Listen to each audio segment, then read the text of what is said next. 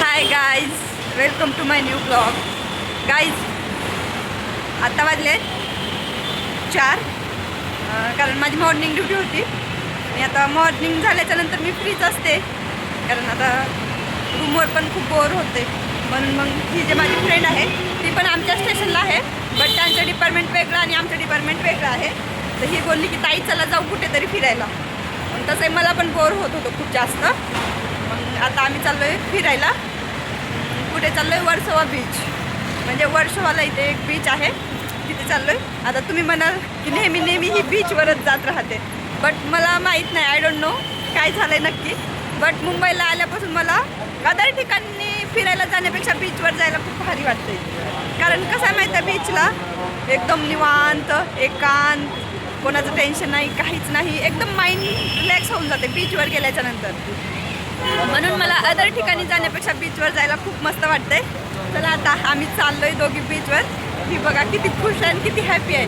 ही तशी नेहमीच जात राहते बरं, तरी पण आजीला इतकी खुशी होत आहे ना, असं होत आहे कधी कधी जाणार. तर मग चला, तर मग आता जाऊया. आता आम्ही वर्सोवा मेट्रो स्टेशनला आहे. इथून आम्हाला शेअरिंग ॲटो करावं लागेल, त्याच्यानंतर आम्ही तिथे पोहोचणार. एक्झॅक्ट कुठं आहे हे पण आम्हाला नाही माहीत, हिला पण नाही आणि मला पण नाही, बट आम्ही जाणार कोणाला तरी विचारून किंवा मग रिक्षावाल्याला सांगून जाणार. चला मग जाऊया. बाकीचं दाखवते मी तुम्हाला बीचवर गेल्यावर. चला गाईज. गाईज, हे बघा अशा प्रकारे शेअरिंग ऑटो करावं लागते आणि जावं लागते. चाललो आहे आम्ही शेअरिंग ऑटो करून. चला जाऊया. पर पर्सन किती पैसे घेतात माहीत नाही, पण आता चाललो आहे, नंतर विचारू काकाला किती घेतात ते. गाईज, पर पर्सन 20 रुपये होते आणि जास्त काही दूर नाही, जवळच आहे. वर्सोवा बीच म्हणजे मेट्रो स्टेशनपासून फक्त 5 ते 6 मिनिटाच्या अंतरावर आहे आणि शेअरिंग ॲटोला पण जास्त काही भाडं नाही. त्या गाईज, आलो आहे आम्ही वर्सोवा बीचला. मी दाखवते तुम्हाला बीच. हे बघा मागे दिसतच असणार तुम्हाला बीच. आणि इथं माहिती हॉर्स रायडिंग पण आहे. आणि मी आत्तापर्यंत कधीच हॉर्स रायडिंग केली नाही. मी आज हॉर्स रायडिंग करणार. पण इथलं व्ह्यू आणि इथलं वातावरण इतकं सुंदर आहे ना, खूप जबरदस्त. ओ माय गॉड, इतकं भारी वाटतं, एकदम थंड थंड वातावरण, खूप मस्त खूप. आणि हे इथे एक छोटासा मुलगा आहे, छोटासा बेबी बघा, तो ते विकत आहे. किती छोटंसं आहे आणि किती सुंदर भिंगरे आहेत त्याच्यापाशी. आमच्या इथे गावाला त्याला भिंगरीच म्हणतात, कारण ते जसं वारं येणार तसं ते फिरत असते. त्याला त्यांनी भिंगरी म्हणजे भिंगरीच म्हणतात. आणि लहानपणी खूप खेळायचं त्याच्यासोबत. किती सुंदर दिसत आहे बघा, किती मस्त. पण सिरियसली इतकं सुंदर आहे. गाईज, आता मी हॉर्स रायडिंग करणार आहे आणि ते पण फर्स्ट टाइम. बघू शकता, हे घोड्याचे मालक आहेत आणि हा आहे घोडा आणि याचं नाव आहे तुफान. बघू शकता किती जबरदस्त नाव आहे. चला तर मग आता हॉर्स रायडिंग करूया. आणि माझ्या लाईफची फर्स्ट टाइम करता मी हॉर्स रायडिंग. चला आता जाऊया, दाखवते मी तुम्हाला. गाईज, मी फर्स्ट टाईम हॉर्सवर बसली होती आणि मला इतकं भारी वाटत होतं ना, खूप भारी फील होत होतं. कारण माझी फर्स्ट टाईम आहे बरं ही हॉर्सवर बसण्याची.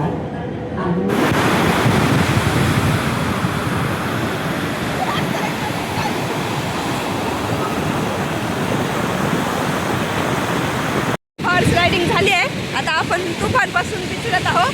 चला तुफानला लास्ट वेळ बाय बाय करू. बाय बाय तुफान, बाय. चला गाईज, जाऊया आता. गाईज, बघू शकता, मी आतापर्यंत जेवढ्या बीचवर गेली ना, त्या कोणत्याच बीचवर मला तिथे इतकं पॉश पाणी वाटलं नाही. बघा किती म्हणजे किती भारी पाणी आहे, एकदम पॉश. आणि आमच्या गावाकडे त्याला म्हणतात नित्तळ पाणी आहे. हे बघा, आतापर्यंत मी जेवढ्या पण बीचवर गेली ना, तिथं असं खडोळ घाणेरडं खूप घाण असं होतं, बट इथे तसं काहीच नाही. खूप पॉश बीच आहे हे, बघू शकता. गाईज, जेव्हा मी लहान होती, म्हणजेच मी कधी मुंबईला आले नव्हते, फक्त मूवीमध्ये किंवा कोणत्या रील्समध्ये, कोणत्या व्हिडिओमध्ये हे दगड बघायचे, हे जे दिसत आहे. आणि याला मी काय म्हणायची माहिती आहे का? कुल्फीचे गोटे. खरंच मला आता सिरियसली स्वतःवरच इतकं हसू येतं आहे की मी या दगडाला कुल्फीचे गोटे म्हणायचे, म्हणजे कुल्फीचा दगड. आणि ते पण कशामुळे माहीत आहे? तुम्ही बघू शकता, हा कुल्फीच्या आकारासारखा आहे. आपली जी कुल्फी असते गावाकडे विकायला येते बघा कुल्फी, त्या कुल्फीच्या आकारासारखा दिसतोय, म्हणून मी याला कुल्फीचा गोटा म्हणायची. गोटा म्हणा, दगड म्हणा, जे काय असेल ते. पण हेच म्हणायचे की कुल्फीवाले दगडं. आणि मुंबईवर आल्यावर पण, मुंबईला आल्याच्या नंतर पण जेव्हा माझे मित्र मैत्रिणी होते तेव्हा मरीन ड्राईव्हला पण सेम असाच व्ह्यू आहे. व्ह्यू म्हणजे असेच दगड आहेत. तर तेव्हा पण मी त्यांना काय म्हणायची, यार चला ना आपण त्या कुल्फीच्या गोट्यावर जाऊ. सिरियसली मला आता स्वतःवर हसू येतं आहे. पण असो, बालपण होतं आणि ते बालपण खूप काही वेगळं होतं, मजेशीर. काय कोण्या गोष्टीचं टेन्शन नव्हतं, काय नाही. सिरियसली बालपण हे बालपणच होतं. काही गोष्टीला आपण वेगळं नाव द्यायचं, अजब गजब, बट बालपण हे बालपणच असतं. ते कधी पुन्हा येत नसते, हे सर्वांनाच माहीत आहे. आणि इथे व्ह्यू खूप सुंदर आहे, खूप भारी फील होत आहे. प्लीज मुंबईमधले जे कोणी आहेत किंवा कधी जर तुम्ही मुंबईला आलेत तर इथे नक्कीच याल, खूप भारी वाटेल. मनाला एक वेगळीच शांतता आणि वेगळीच म्हणजे वेगळंच, आता मी तुम्हाला एक्सप्लेन नाही करू शकत आहे. खरंच खूप शांतता वाटते आणि मनामध्ये एक वेगळीच भावना निर्माण होते. म्हणजे कोण्या गोष्टीचं टेन्शन नाही जाणवत, काहीच नाही. माइंड एकदम रिलॅक्स असतो आहे, फ्री, कोणाचं टेन्शन नाही, काहीच नाही, असं फील होते इथे आल्याच्या नंतर. जे मला झालं आहे तेच मी तुम्हाला सांगते. चला मग आता अशाच प्रकारे आपला जायचा टाईम झालेला आहे, कारण टाईम पण भरपूर झाला आहे. तर जाऊया घरी. चला दाखवते रस्त्यानं. भूक पण खूप जास्त लागली. पेटुराम माझा काव काव काव काव करतोय, तर याला काहीतरी चारावं लागेल आता.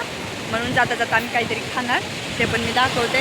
आणि शेवटचं बघून घ्या मागचा व्ह्यू, म्हणजे समुद्र, हा बीच किती सुंदर आहे. मी इतक्या खूप जाम मस्ती मजा केली पाण्यामध्ये, तर खूप जास्त घुमत होते, खूप फिरले, खूप मजे. म्हणजे आयुष्य एकच येते, सिरियसली सांगते, आयुष्य एकच वेळा येते, पुन्हा गेलेलं आयुष्य येत नाही. आणि जी आत्ता वेळ आहे ती पण पुन्हा नाही येत. वेळ हे एकच वेळ येते आणि आयुष्य पण एकच असते.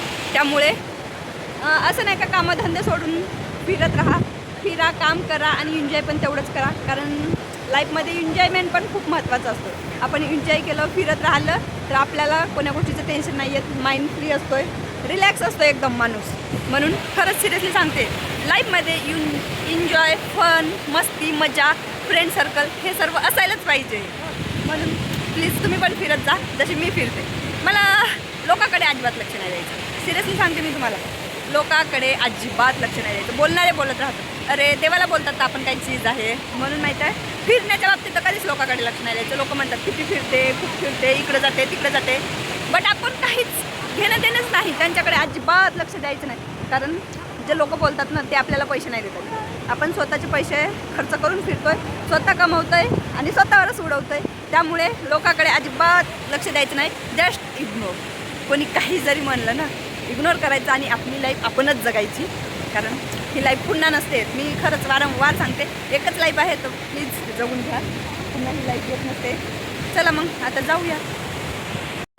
आता मी बिर्याणी खाते, कारण आता रूमवर जाऊन स्वयंपाक बनवायला जीवावर येणार आहे, त्रास येतोय. आता आम्ही बिर्याणी खाते. या गाईज बिर्याणी खायला चला. आणि भूक पण खूप जाम लागली आहे. सकाळी जेवण केले, सकाळपासून काहीच नव्हतं. चला पॉपकॉर्न है और हम दोनों साथ में खाने वाले हैं मेट्रो में, क्योंकि ना हमें बहुत दूर जाना है इसीलिए. गाईज छोट्या मुलांसारखं बोलते, बघितले ना तुम्ही, ऐकले पण असाल. एकदम छोटी बालिश आहे, बालिश. या गाईज पॉपकॉर्न खायला. पॉपकॉर्न घेतले आम्ही आता. एकदम छोट्या मुलांना बालिश आहे.